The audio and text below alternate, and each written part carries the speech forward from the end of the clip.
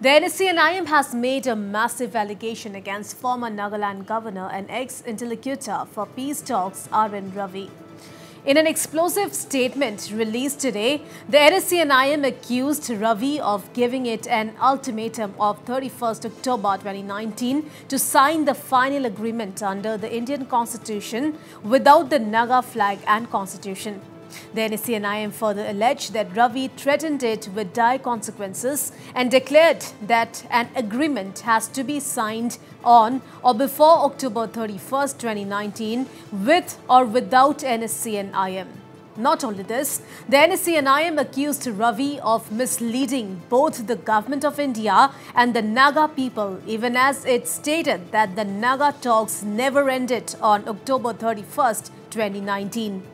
The NSCN-IM further said that what followed was a tacit pressure on the outfit in particular and the Naga people in general, accusing Ravi of resorting to psychological warfare.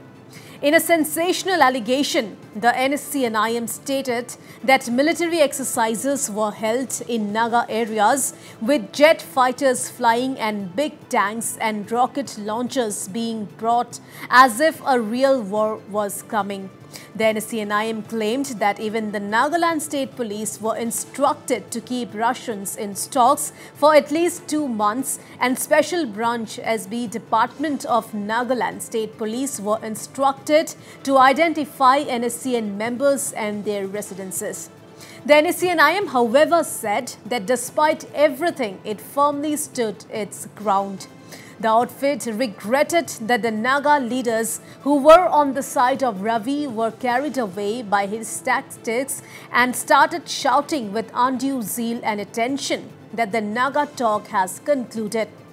Well, the framework agreement of the 3rd August 2015 has to be examined very carefully to avoid getting confused with grounded implications, the NSCN-IM said, adding that the agreement was signed based on the principal core issues between the Government of India and the NSCN.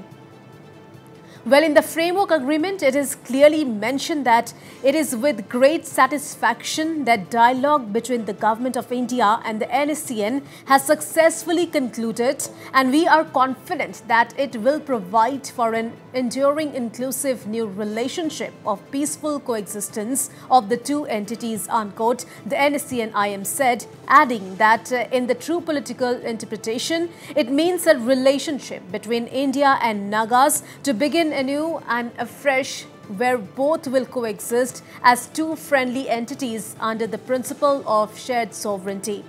Well, the NSCN-IM statement added that the more crucial point for final settlement was inserted in the next paragraph, which according to the outfit read as, and I quote, "The two sides agreed that within the framework agreement, details and execution plan will be worked out and implemented shortly," unquote.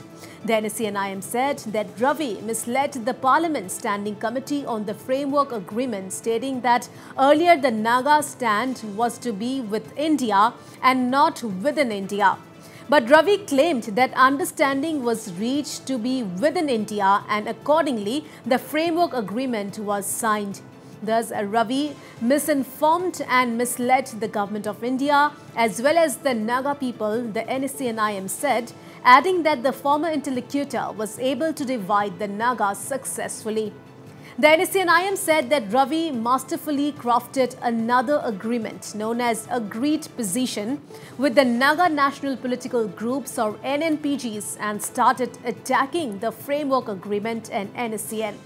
The NSCN-IM statement further said that in total contrast to the framework agreement, Ravi informed the Parliament Standing Committee led by P. Chidambaram that for Nagaland there is already Article 371A and solution for Nagas in neighbouring states can be achieved with little variation. This, the NSCN-IM said, was a total misinterpretation of the framework agreement.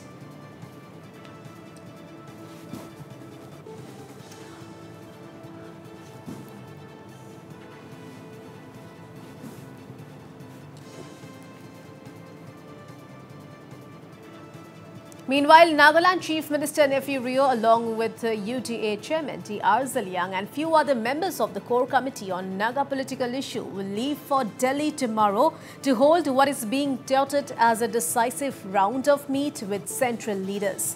Well, the visit comes after the core committee held fresh round of talks with the NNPGs and NSCN-IM before conducting a meet of all MLAs in Kohima ahead of the Delhi tour.